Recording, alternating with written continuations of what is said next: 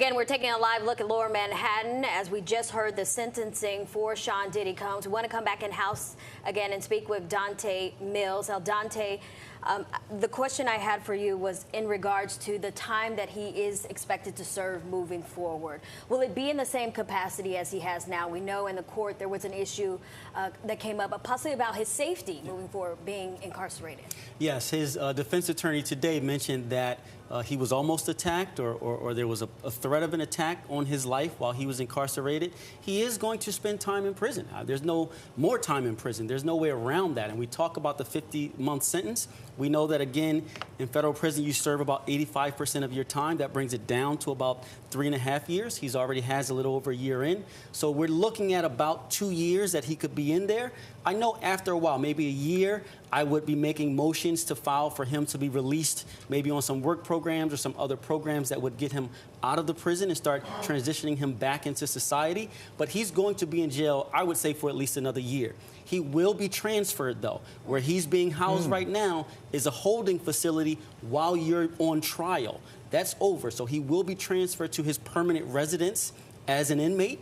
We'll see where that is. His team will get the opportunity to make recommendations on where they want to be. I think they would want him maybe close to New York as possible, but they may want him further out if it provides a place that has better programs and is a little bit safer. So I'm curious to see which locations they recommend for his housing, but he will have to stay there for a while. They will do things not outside of normal inmates to make sure he's safe. I mean, it'll be the normal protocol, but he'll have to be in jail for a while.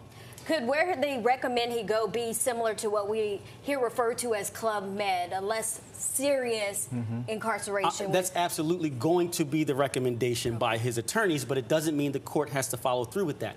The U.S. attorneys have the opportunity to weigh in on that as well. Things are going to factor in, like violence was a part of this crime. So I'm sure they will argue that because he's violent, he shouldn't go to a minimum security prison because he showed tendencies of violence. I know that it was with women in that sexual regard for the charges here, but I'm sure they're going to transition to that argument and talk about his temper and how he reacts to people, and he shouldn't be in a minimum security prison.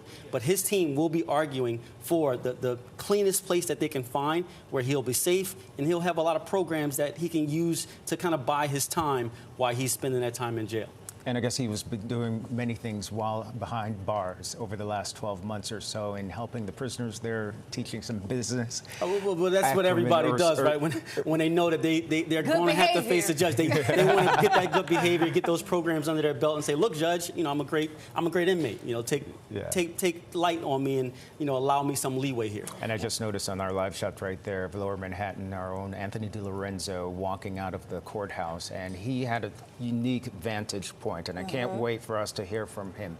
He was one of the few reporters who was actually seated in the jury box during this entire sentencing hearing today. And as a result of his unique vantage point, he was able to see Sean Diddy Combs and see his face and see him break down in tears during a video that was playing. I'll let him explain what he saw, but also he can see the faces of the defense team as well. And as he mentioned, he said that sometimes the defense team really looked nervous during that 5-minute break. Yeah, and Anthony has described during the trial that Diddy exhibiting his faith, and he mentioned today that Diddy had his Bible in front of him on the table. I want to get back to Donte. Donte, what do you make of the defense, the way things played out today versus during the trial? They didn't present any witnesses during the trial, but today it seems like a lot of people came out on Diddy's behalf, speaking, trying to get that leniency. What do you make of that kind of strategy? It's what they had to do today. I will say that the judge allowed a lot of testimonies today that doesn't normally happen. It's only but so much you can say about a person's character. It went a little long today, and the judge allowed that. But I think the defense did a good job of obviously putting together as much production as the judge would allow, hoping to sway them in his favor.